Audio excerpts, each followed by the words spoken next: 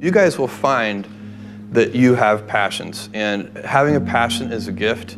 I think we all have passions, and you don't get to choose them. They pick you, but you have to be alert to them. You have to be looking for them. And when you find your passion, it's a fantastic gift for you because it gives you direction, it gives you purpose. You can have a job, or you can have a career, or you can have a calling. And the best thing is to have a calling. And if you find your passion, you'll have that, and all your work won't feel like work to you. Many kids and many grown-ups do figure out over time what their passions are. And sometimes we let I don't think it's that hard. I think what happens though sometimes is that we let our intellectual selves overrule those passions. And so that's what needs to be guarded against. My job, one of my jobs as the leader of Amazon, is to encourage people to be bold. And people love to focus on things that aren't yet working. And that's good, it's human nature. That kind of divine discontent can be very helpful. But it's incredibly hard to get people to take bold bets. And you need to encourage that. And if you're gonna take bold bets, they're going to be experiments, and if they're experiments, you don't know ahead of time whether they're going to work. Experiments are by their very nature prone to failure, but a few big successes compensate for dozens and dozens of things that didn't work. So, bold bets, AWS, Kindle, Amazon Prime, our third-party seller business, all of those things are examples of bold bets that did work, and they pay for a lot of experiments. I've made billions of dollars of failures at Amazon.com. Literally, billions of dollars of failures. And you might remember Pets.com or Cosmo, or give myself a root canal with no anesthesia very easily. None of those things are fun, but they don't matter. What really matters is companies that don't continue to experiment, companies that don't embrace failure, they eventually get in a desperate position where the only thing they can do is make a kind of Hail Mary bet at the very end of their corporate existence. Whereas companies that are, making bets all along, even, big bets, but not bet the company bets. I don't believe in bet the company bets. That's when you're desperate. That's the last thing you can do. It's not. You could be out of work and have terrible work-life balance. Even though you've got all the time in the world, right. You could just feel like, oh my God, I'm miserable, and you would be draining energy. And so you have to find that harmony. It's a much better word. And I think for most people, it's about meaning. People want to know that they're doing something interesting and useful. And for us, because of the challenges that we have chosen for ourselves, we get to work in the future, and it's super fun to work in the future for the right kind of person. You need to be nimble and robust. So you need to be able to take a punch, and you also need to be quick and innovative and doing new things at a high speed. That's the best defense against the future. And you have to always be leaning into the future. If you're leaning away from the future is going to win every time. Never, ever, ever lean away from the future. We all have adversity in our lives. I doubt if you really, if you know somebody, any friend or anybody that you talk to, there's no lack of adversity, and by the way, that's good, because it's what teaches us how to get back up. You fall down, you get back up. It always happens. And you get certain gifts in life, and you want to take advantage of those. But I guess my advice on adversity and success would be to be proud not of your gifts, but of your hard work and your choices. So, you may be, the kinds of gifts you get in life, you might be really good at math. It might be really easy for you. That's a kind of gift.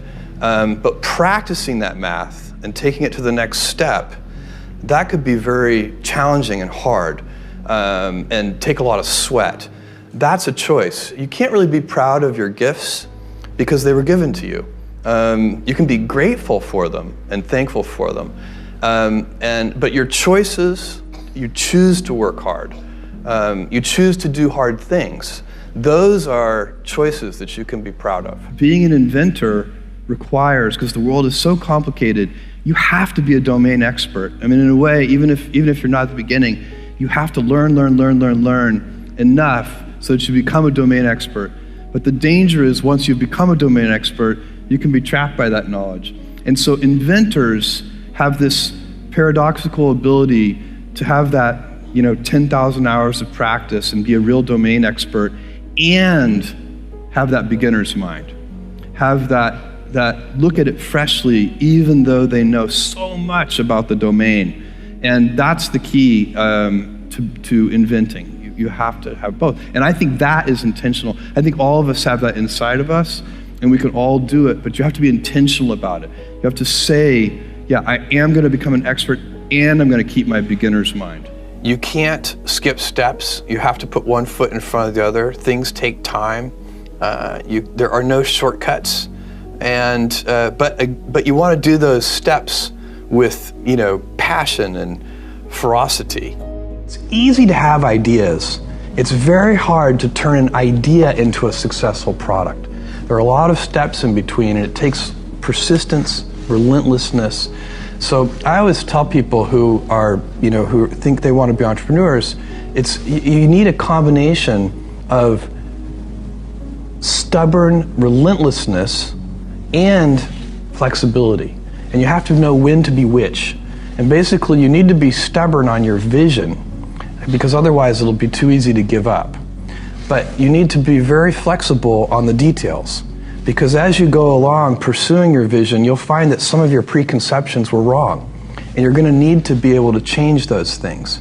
So I think taking an idea successfully all the way to the market and turning it into a real product that people care about and that really improves people's lives is a lot of hard work. Don't try to chase what is kind of the hot passion of the day.